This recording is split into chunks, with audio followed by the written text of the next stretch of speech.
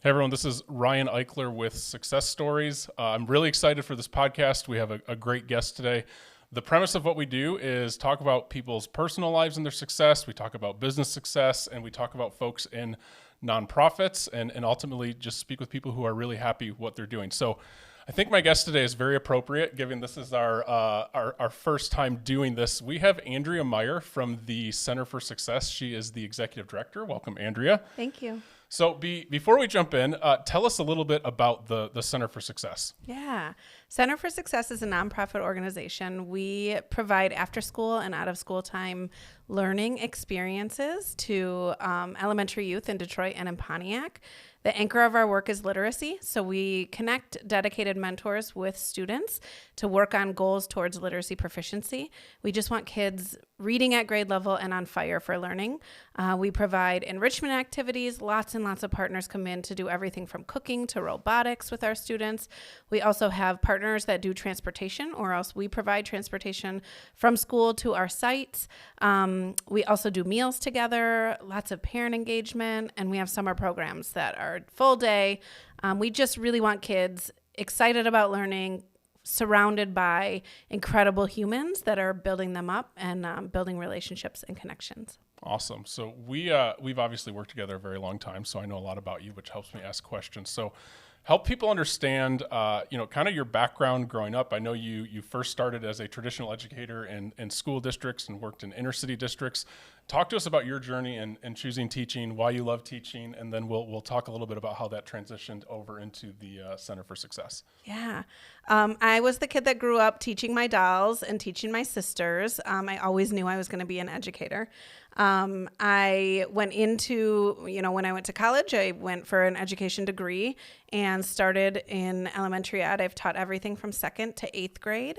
My favorite is 3rd, 4th, and 5th. That was where I spent most of my career. That's where the kids are fun. Yes, yes, and spent 10 years teaching. And then in 2014 was connected to somebody who was really interested in connecting for an out-of-school time program in Detroit.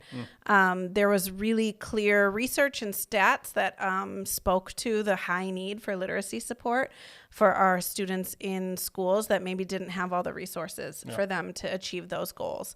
So we started a program in Detroit, connected with you guys less than a year later, and I became part of the Center for Success Network. And since then, we've grown to 14 locations now, crazy, serving 400 kids. It's been a wild ride, but really, really love what I do. I have a tremendous team that is just incredible with our students, and I love that we're working with community, with families, with schools, because it really takes everybody in this effort to make sure kids have what they need. Yeah, I know there's obviously a lot of negative media and feelings about education right now, and I think what you're doing is awesome. I remember when we early in our journey started the Center for Success, we'd have folks say, like, you'll never be successful unless you can get the parent involved, or they would just give us all these reasons, why it wouldn't work. Can you just give your perspective on, the heart of the parents of our students, what you see, and then tie that into, why is literacy so important, which is really the focus of the center, right? I mean, you're not doing math, you're not doing, history, science, it's literacy, right? So kind of tie all that together for us a little bit. Yeah, absolutely. The parents are absolutely thrilled for their kids to be part of our program. We have never met a parent who didn't want their kid to be successful. Maybe had found different, issues with schools they were in, or different learning paths that just were not engaging their students and didn't know where to go for that support. Our parents are absolutely dedicated. They pick up their kids from our programs every night. They make sure their kids are on their sessions for our virtual sites. They're very, very dedicated. They just needed the right resources to be in place. Education in general is the foundation for future success in life, but you cannot engage with any piece of education without having literacy. Right. You have to be able to read, write, speak, listen, and engage with, peers and teachers and the resources in your classroom. And all of that is through language. So when we talk about literacy, we don't talk about just reading. It really engages all of those different pieces because all of our content from social studies to math comes to us through the written word and the spoken word. So we have to have those pieces in place. And we see that change in students. Once they start to become proficient in reading, they can engage with the content that they see. They start to get excited about learning. Kids are incredibly curious. They want to know more about the world around them. And, literacy is one way to get those facts, to get the content for all the subjects that are really the pieces that they're interested in. Yeah, that's awesome. So big question for you. Why do you do this? What is it that motivates you? I mean, for those of you who don't know Andrea, you could be successful in a plethora of different career fields. You're a mastermind of growth and expansion. The Center for Success has grown significantly. Why is this where you spend your time and put your focus?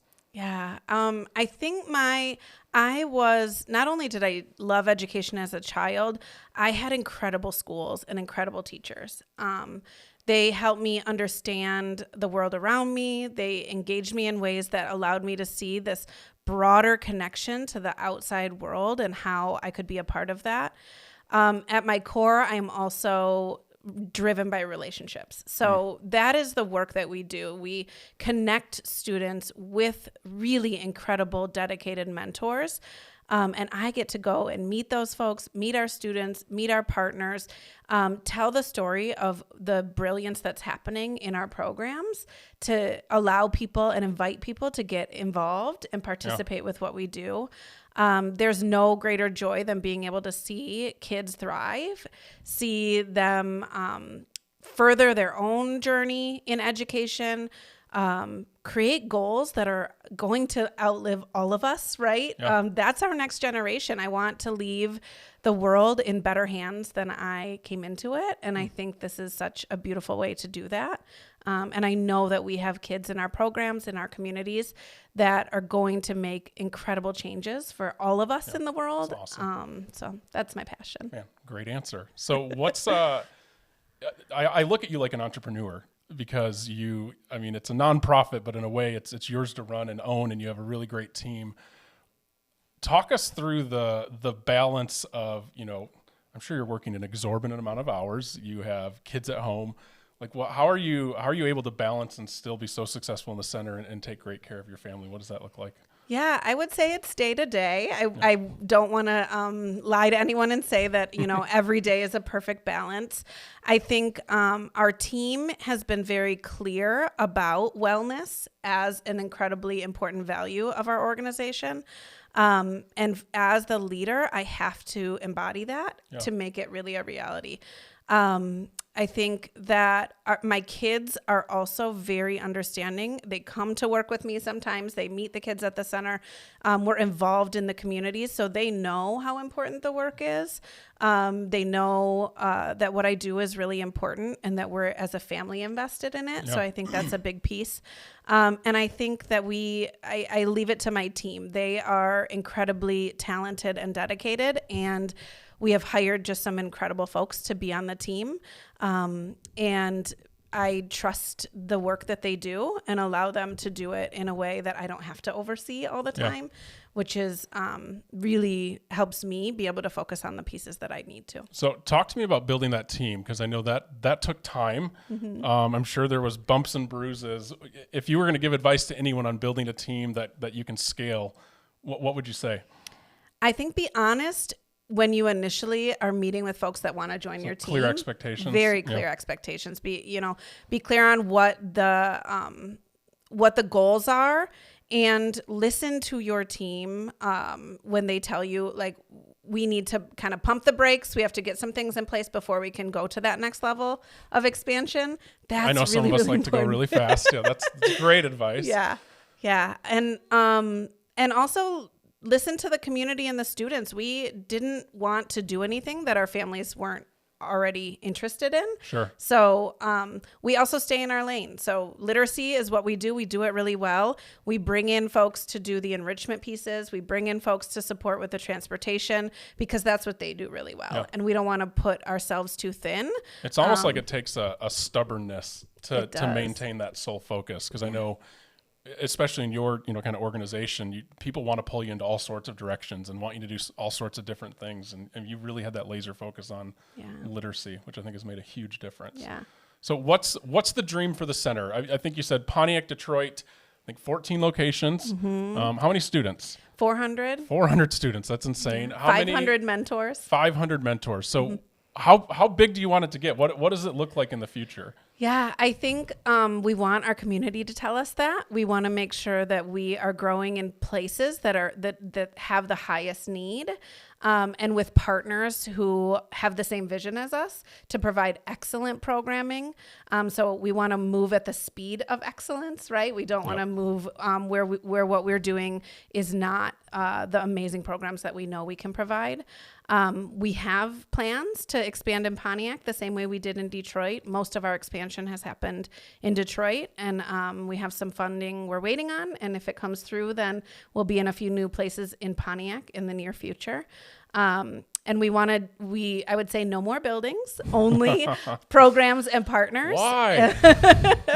We are in a new, incredible space in Detroit at the Durfee Innovation Society. Yeah, There's almost 40 partners there. Wow. So being in spaces where other folks are youth-centered and are also asking the same questions about equity, about access, about youth desire. Yeah. That's where we want to grow and who we want to grow with. Yeah. One more question and we'll start to wrap up here. So talk to me about the partnerships with the school districts themselves. And I'll go back to an earlier comment where we talked about, negative press related to districts. I think you've probably seen a different side of that and the effort folks are putting in to improve themselves. Talk about how critical the public school system has been, or the charter school system, to the growth of the center and the success of it overall. Yeah, we're aligned with the schools in what they want to see for their kids.